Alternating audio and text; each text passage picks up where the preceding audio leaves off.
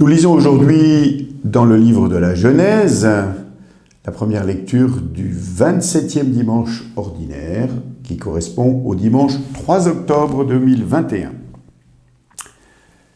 La lecture que nous venons d'entendre est, depuis plus d'un siècle, l'objet de polémiques à la suite des recherches scientifiques opérées au XIXe siècle et des théories qui se sont développées sur l'origine du monde et l'évolution des espèces.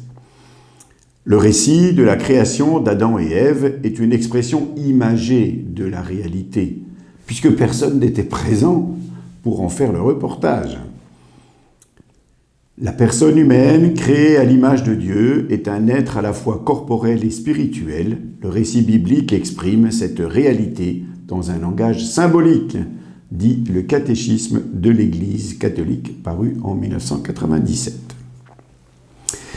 Il nous est bon de contempler, à partir de l'expression biblique, le dessein d'amour de Dieu, qui s'exprime à travers la création. Car Dieu est amour en lui-même, ce que nous signifions dans le mystère de la Trinité, et amour hors de lui-même, qui se révèle dans l'acte même de la création, au cœur de laquelle se trouve l'être humain. Il n'est pas bon que l'homme soit seul. La clé de compréhension de la finalité de la vie est le constat que celle-ci ne se développe vraiment que dans la dualité des sexes. Quelques rares exceptions ne doivent pas nous faire oublier ce principe de base. Et même au-delà de cette dualité se dessine l'importance de la vie sociale. En venant au monde, l'enfant n'est-il pas totalement dépendant de ceux qui l'entourent? Il lui faut de longues années avant qu'il ne réussisse à prendre son autonomie, à décider par lui-même, à subvenir à ses besoins, même les plus élémentaires.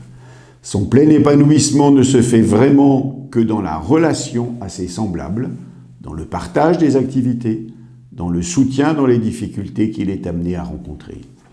Car seul, il est rapidement voué à la mort.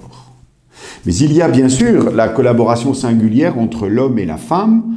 Comme nous l'évoquions à l'instant, cette coopération est source de vie, biologiquement, avec la génération d'enfants, mais aussi moralement et spirituellement. Ce passage de la Genèse est clair. Les deux sont à la fois identiques et différents.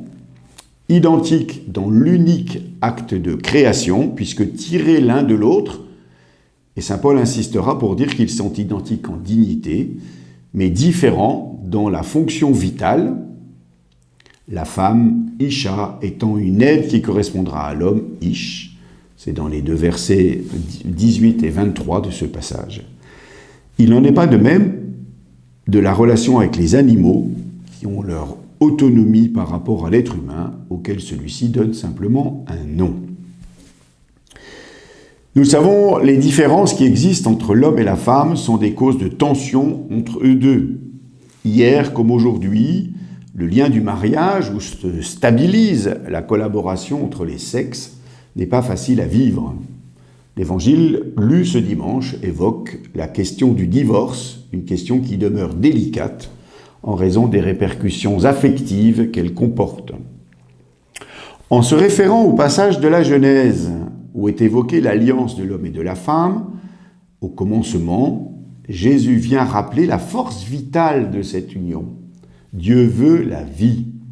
Mais celle-ci n'est pas uniquement une question de respiration ou de circulation sanguine, ou une préoccupation de nourriture ou de vêtements. L'être humain n'est vraiment vivant que s'il est en relation, avons-nous dit tout à l'heure. Il a besoin d'affection, d'attention, de soins, à recevoir ou à donner. Et c'est cela, aimer. Il a aussi besoin de sécurité et la pérennité des liens d'amour en est la garantie. Tout cela est un don de Dieu, un don primordial. C'est pourquoi Jésus apporte cette précision, ce que Dieu a uni, que l'homme ne le sépare pas. Mais l'association de l'homme et de la femme n'a pas pour unique but la génération des enfants. Elle contribue aussi au bien des époux qui se soutiennent l'un l'autre et contribue ainsi à se rendre vivant. La fidélité à laquelle conduit cette stabilité n'est pas un emprisonnement, mais au contraire le respect de la parole donnée librement, de la confiance accordée. Si déjà dans l'Ancien Testament, l'infidélité à Dieu est comparée à l'adultère, saint Paul exprime le lien entre les époux comme un signe de l'alliance entre le Christ et l'Église. Le passage de la lettre aux Éphésiens, si mal compris parce que trop vite lu, avec son fameux « Femmes, soyez soumises à vos maris », fait référence au passage de la Genèse ci-dessus et conclut « Ce mystère est grand, je le dis en référence au Christ et à l'Église ». L'union entre l'homme et la femme est donc une union pour la vie, aux deux sens de l'expression. C'est une union qui contribue à la vie de tous les membres de la famille et qui se déploie dans la durée pour le bien de tous. L'amour du Christ vient stimuler les amours humaines en replaçant celles-ci dans leur sens profond. Le respect mutuel que s'expriment les époux trouve un appui, en effet, dans la dignité que nous confère le Fils de Dieu. En question pour notre rencontre, avons-nous conscience, dans l'alliance conjugale, de la collaboration à l'œuvre divine ? Bonne réunion.